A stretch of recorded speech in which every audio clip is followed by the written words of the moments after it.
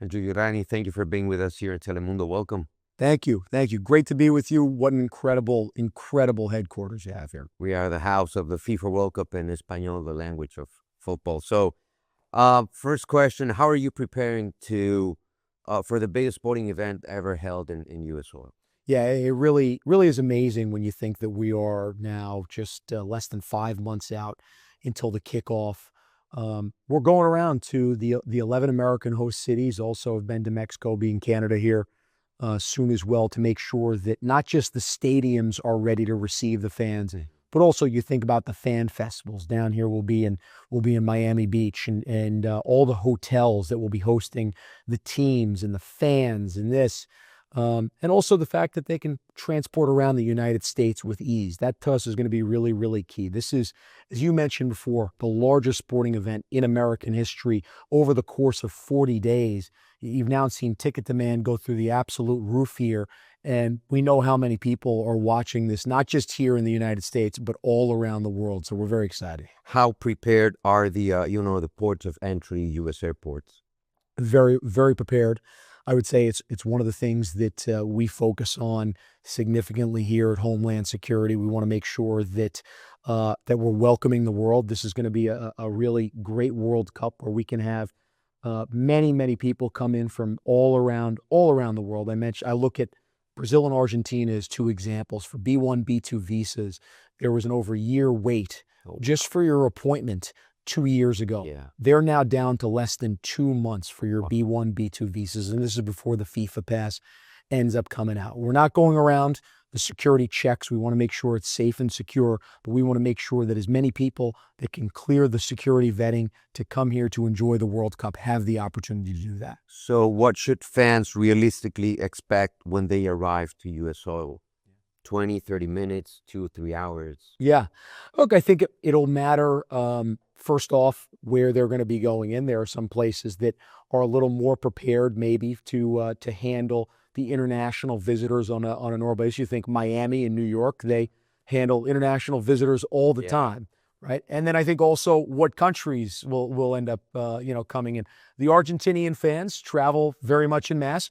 Curacao is a little bit of a smaller country, for example, so you might not have as much of a wait time, but the excitement will really be through the roof. But we also want to make sure too that it's clear that, we want to make sure that it's clear for people that speak a different language. There's a language barrier. Okay. They can understand how to do that. I'm a New Yorker, so I understand just how complicated it is, let's say, to use mass transit if you come from JFK and you want to get a game to the Meadowlands. You have to go and you get your Metro card to hop on the train. Then you get your LIRR card to hop to Penn Station. You got to get your Metro card out again. Then you need to go get a New Jersey Transit ticket. And then you might need an Amtrak ticket to go to Philadelphia or Boston, and it starts all over again.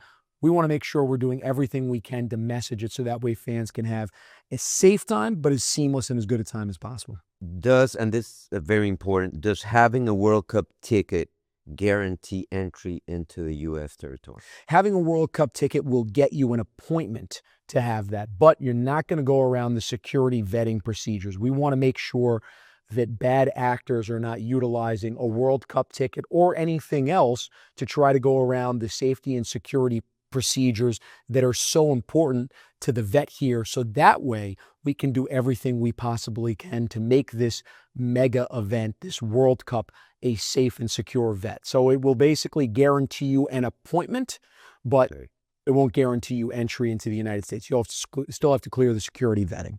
What are the main security-related challenges that you think you may find during the World Cup? That's a great question. One of the things we've really been focused on is counter-UAS drones, right, going into stadiums. So we've seen technology of drones move so fast, whether it's what we saw in New Jersey 18 months ago, where the World Cup final will be held, obviously, or what we saw in Russia with Ukraine and the operation there that took out over $10 billion in Russian assets there. We want to make sure, and what we've done as a task force is we've pushed so that way local law enforcement can have the authority in place to be able to legally stop drones from coming into stadiums. Up until a couple of months ago, local law enforcement, Miami PD, could not legally stop drones from coming into the stadium. They did not have the authority. Through President Trump's leadership, the White House task force, We were able to push Congress to push this into the NDAA, and the Safer Skies Act was signed by the president right before Christmas, making sure that this is going to be a safe World Cup for all different fans, not just for Americans, but all the international fans are going to be. Were there any learnings from what happened at the final of Copa America here in Miami in 2024? Yeah, Copa America, I think, was a great instruction for not just the Miami area, and you could see how they did that, but also coming on the job. I came on in 2025, so about 9 months after, and one of the first things that we looked at was what happened in Copa America, the failures, and how we can make sure we can improve that and get that better. And I think you've seen multiple layers of security that have been added on there. One of the messages that we have to fans is there'll be fan zones, there'll be official watch parties, there'll be unofficial watch parties. We don't want you to congregate at the stadium unless you have a ticket. Yeah. You have the opportunity to go to Miami Beach. That's where you want to be. Beautiful Miami Beach there to be able to watch the game if you don't have a ticket. So that'll be part of the main messaging there. But yeah, we've looked at that not just here at Hard Rock Stadium in Miami, but at all 11 stadiums here in the United States to make sure that the security perimeters are strong and set up well. Lastly, what will be the message from the U.S. government to all of the millions of fans that are planning to come to the U.S.? Yeah, that this is an incredible opportunity to come with us and celebrate our 250th birthday together. What an amazing way to be able to show off true American exceptionalism over our first 250 years and the great hope and promise of our next 250 years, then celebrating a World Cup. What a way to do it. That along with America 250. And I think you've seen that. I think you've seen already. Thank you so much. Hey, thank you. Here. Really, great being with Thank you. you so much. Thank you. Ya que nos encontraste, no nos pierdas. Suscríbete al canal de YouTube de Telemundo Deportes.